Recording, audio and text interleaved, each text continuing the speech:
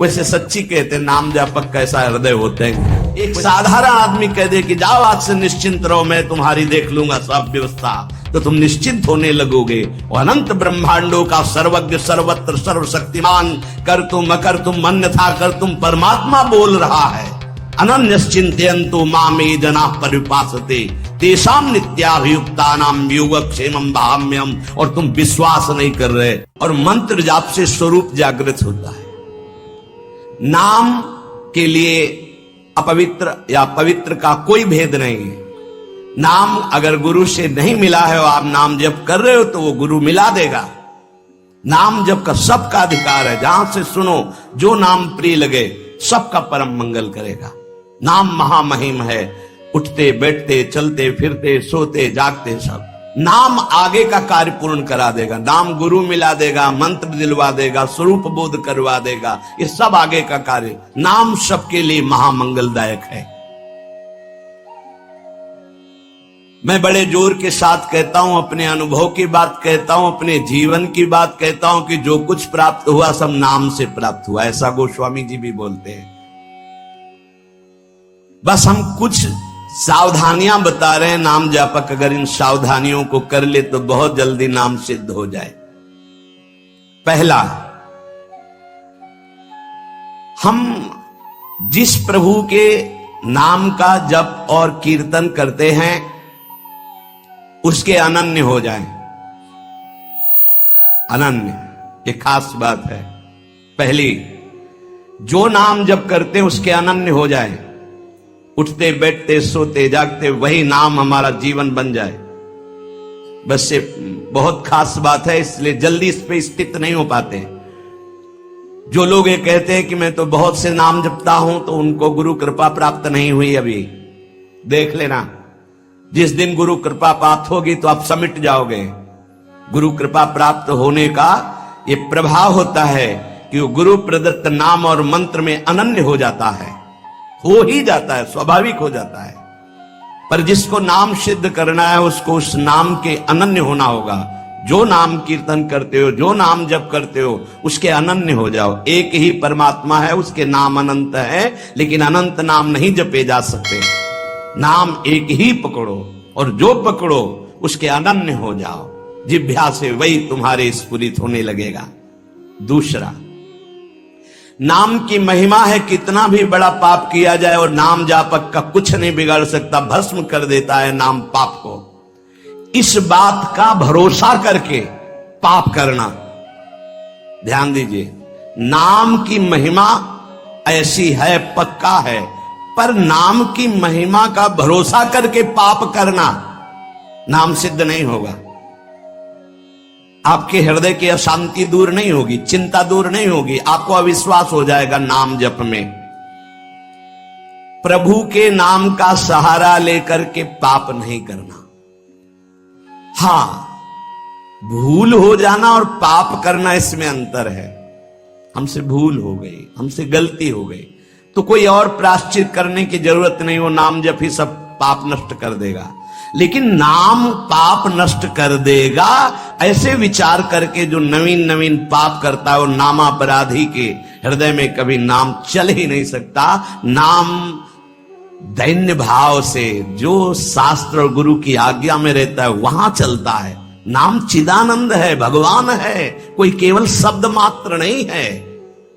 नाम की ओट में पाप जो करते हैं बड़े नामापराधी हैं। तो नाम उनका मंगल कल्याण करने के लिए जो समर्थ है वो हृदय में नहीं चलेगा, विक्षेप पड़ जाएगा, नाम छूट जाएगा, जीवन बर्बाद हो जाएगा।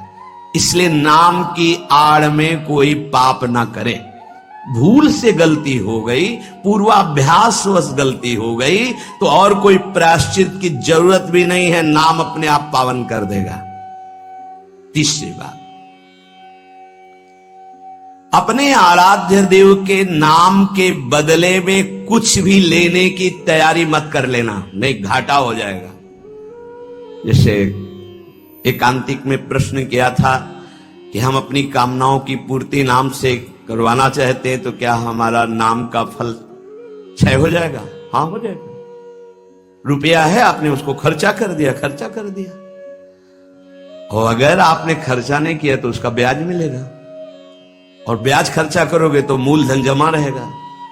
तो जो भगवत भजन करने वाले चतुर सुजान होते हैं वो मूल को कभी खर्चा नहीं करते।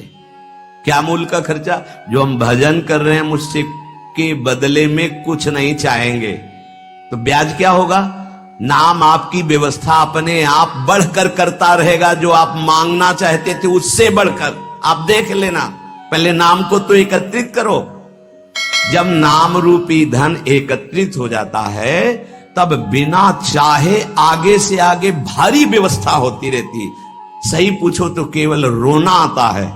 इतना प्यार कौन कर सकता है प्रभु के सिवा? कैसे आश्चर्य में, सर्वाश्चर्य में, कैसे तुम्हें वो वाणी की सामर्थ्य ने क्यों प्यार बताए?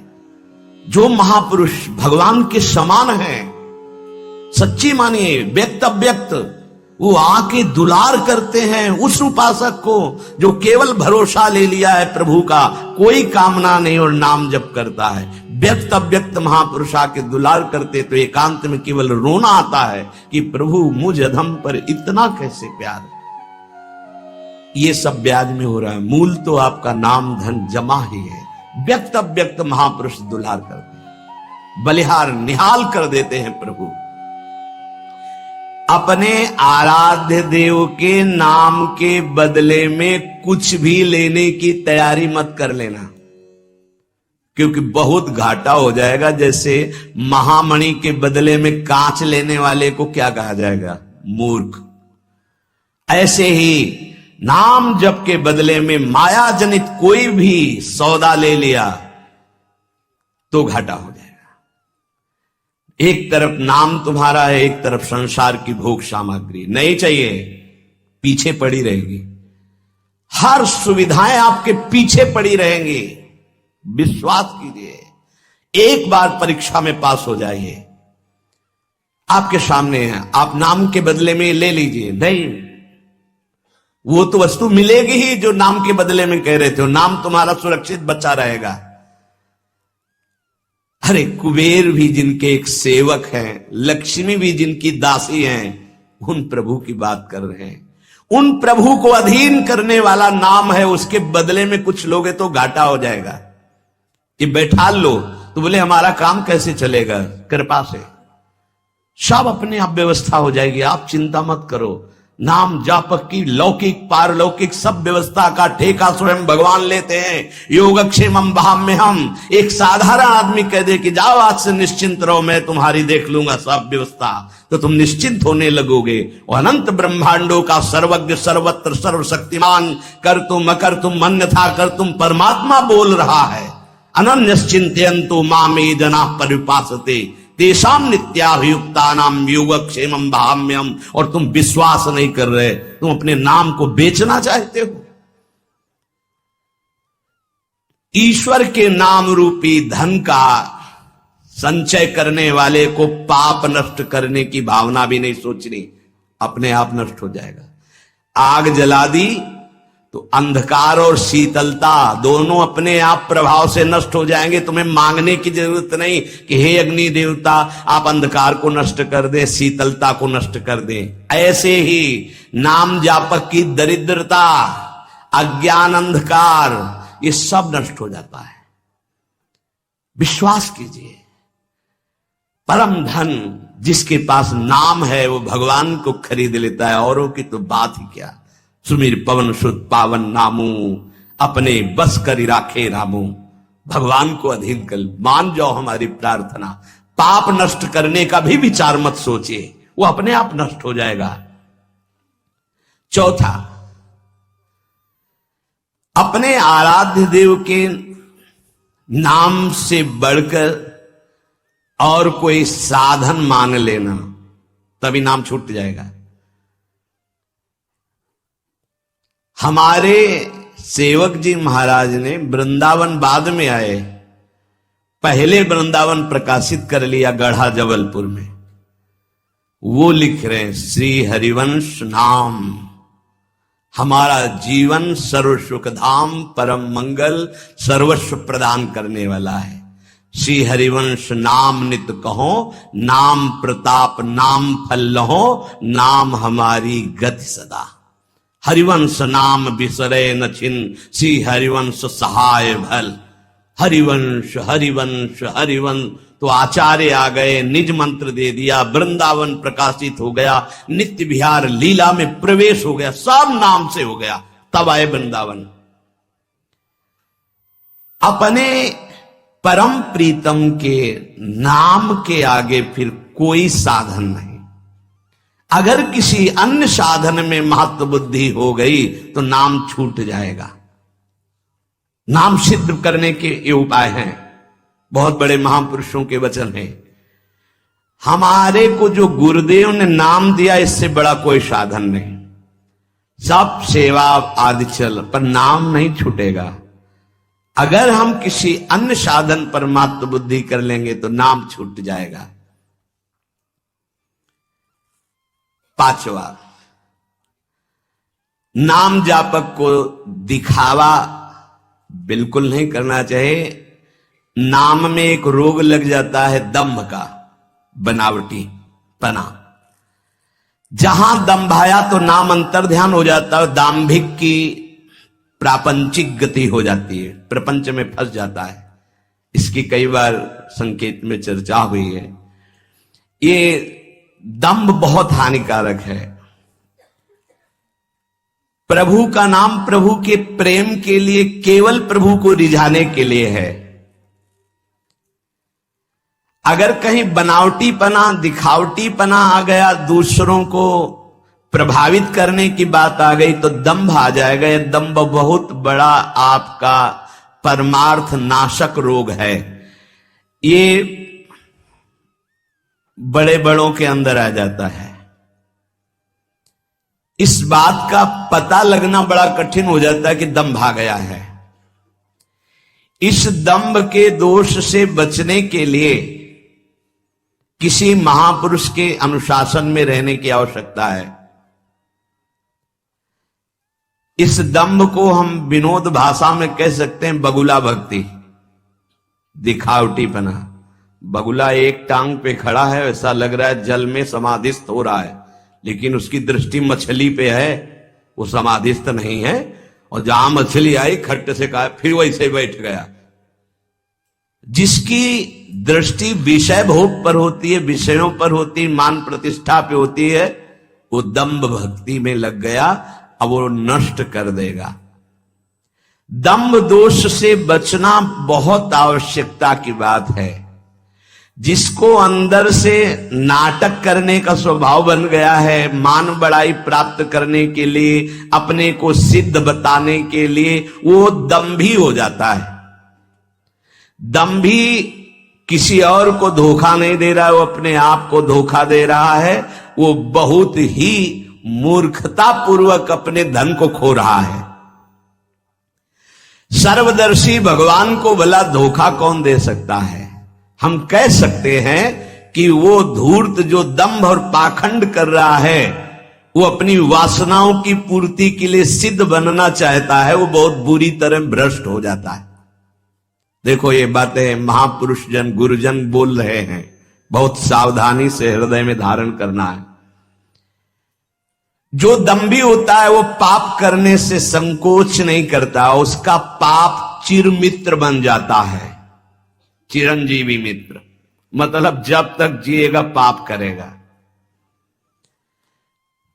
बहुत ये चूक हो जाती है, दंभ नहीं होना चाहिए। गलती हो जाए हम हृदय से स्वीकार करते हैं, आगे बढ़ जाओगे। अब हम तो भजन करते हैं, भजन के बल से सारे पाप नष्ट कर देंगे, या किसी भी तरह का कोई नाटक प्रदर्शन करना, बहुत जोर का दंभ बढ़ जाता है। ऐसे नाटक होने लगते हैं कि लगता है भगवान इनको औषधि की जरूरत है। पक्का दिमाग खिसक गया है, इनको औषधि की जरूरत है। ऐसा शास्त्र सम्मत सिद्ध नहीं होता। खूब भगवदानंद में, ब्रह्मानंद में डूबे हुए सिद्धों के दर्शन किए हैं। दंभ अपने आप को भुलावे में डाल करके नष्ट कर देता है। दंभी को पापों से घृणा नहीं होती, दंभी को दिखावे में बहुत रति हो जाती, जिससे लोग कहें। देखो, जब सच्ची भक्ति करोगे तुम्हें लोग कहेंगे भक्त, भजनानंदी, या कोई महान शब्द से संबोधन करेंगे तो तुम्हें चुभेगा, तुम्हें एक संकोच होगा, तुम्हें एक ऐसा लगेगा कौन सा पाप बन गया कि मैंने ये बात अपने कान से सुन ली। सच्ची कहते हैं, हृदय जलेगा कि भगवान कौन सा अपराध बन गया है जो सम्मान रूपी विष पिलाया जा रहा है, कौन सा अपराध बन गया जो ऐसे शब्द सुनाए जा रहे हैं, जैसे कोई कि किशोरी जी की बड़ी कृपा, ऐसा ऐसा, हाँ तो अच्छा लगा, जैसे कोई ऐसा सामने सम्मान सूचक शब्द, तो एक अंदर झुलझुलाहट पैदा होती है। क्या तुम तो जानते नहीं हो? अरे जिनकी एक लवलेश कृपा मात्र से उनको देखो, तुम क्या समझते हो? कुछ नहीं है इधर, कुछ नहीं है, पर्दे में कुछ नहीं है, रंग पीछे से पड़ रहा है। अगर वो पीछे का रंग बंद हो जाए तो पर्दा एकदम शांत हो जाएगा, कोई चित्र नहीं चलेगा। ये जो चित्र की विचित्रता है पीछे से है, भगवत प्रकाश आ रहा है, गुरु प्रकाश आ रहा है, उसको देखो। उपासक उसको देखता है, इसलिए सदैव दैन्य रहता है कि सामने तुम्हें पर्दा दिखाई दे रहा है लेकिन पीछे गुरु प्रताप है, पीछे इष्ट प्रताप है। उपासक इष्ट प्रताप को देखता है। जैसे रहीमदास जी का बड़ा यश हो रहा था, वो स्वर्ण मुद्राएं बांट रहे थे, तो ऐसे बांट रहे थे। किसी ने पूछा कि प्रभु आप नेत्र नीचे करके क्यों बांट रहे हैं?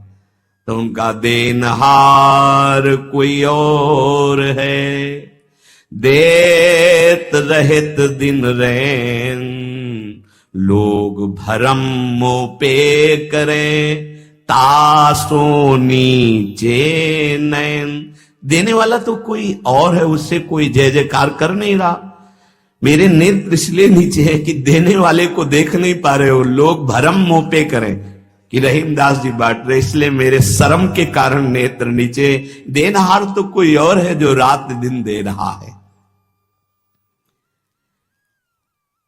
ऐसे दाम्भिक की बड़ी दुर्गति होती है। परमात्मा मिलन का ये जो संयोग बना है, बहुत अनंत जन्मों के बाद कृपा हुई है। अतएव इस भयंकर दोष से उपासक को बचना चाहिए। बनावटीपना, दिखावटीपना, मान प्राप्ति के लिए सिद्धपना दिखाना, बिल्कुल ये दंभ लग जाएगा।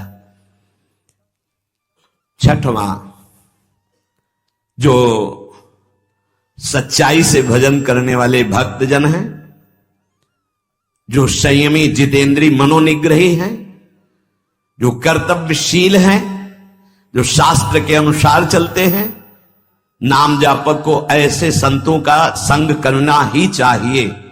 तभी आपके नाम में रुचि होगी, तभी नाम जप आपका बढ़ेगा, तभी नाम जप आपका पचेगा। भजन न होई संग बिनु, भजन बिना नहीं प्रेम।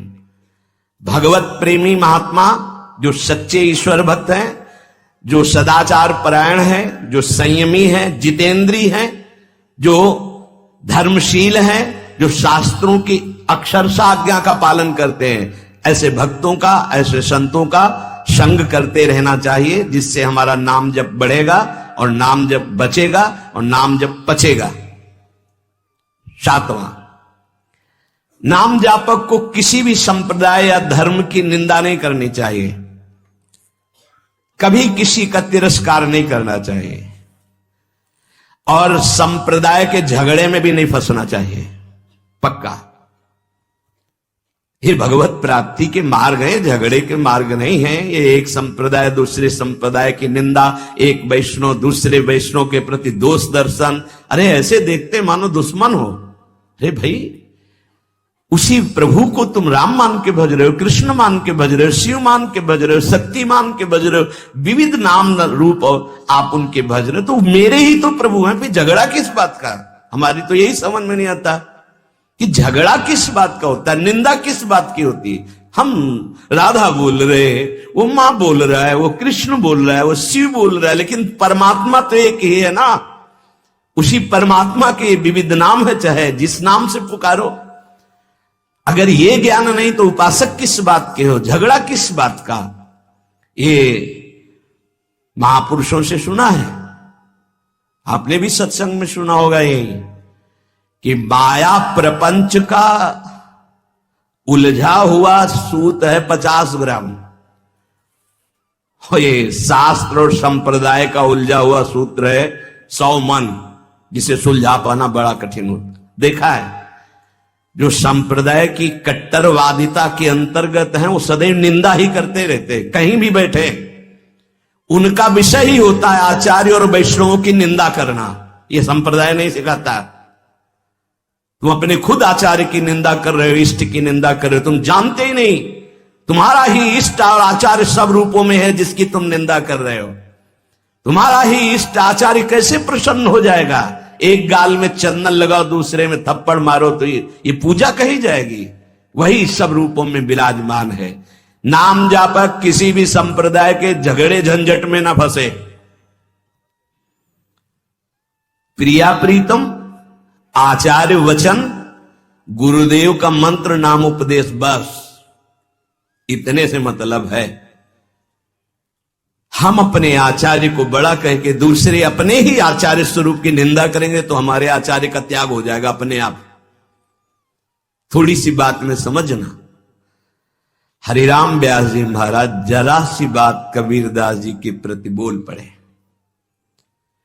कि वो तो नित्य रास विलास रस को क्या जाने, वो तो निर्गुण निराकार है, भगवान की ऐसी उपासना। हल्का शब्द जरा सा हो गया, वो रस की गरूरता में बोले, निंदा नहीं की।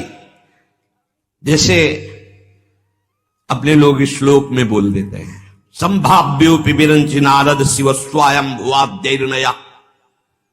हमारी प्रिया जो की जो दास्ता का रस है वो सुखदेव जी, भगवान शंकर आदि भी आदि। ये कोई निंदा नहीं, उस रस की गरिमा, उस रस की एकांत प्रियता, बस अंतर पड़ गया। लीला बंद हो गई हरिराम व्यास जी की। गुरुदेव हरिवंश महाप्रभु से कहा, प्रभु अब तो जी नहीं सकते, जो लीला चिंतन चल रहा था वो बंद हो गया। तो उनका हरि के किसी लाडिले का अपराध बन गया।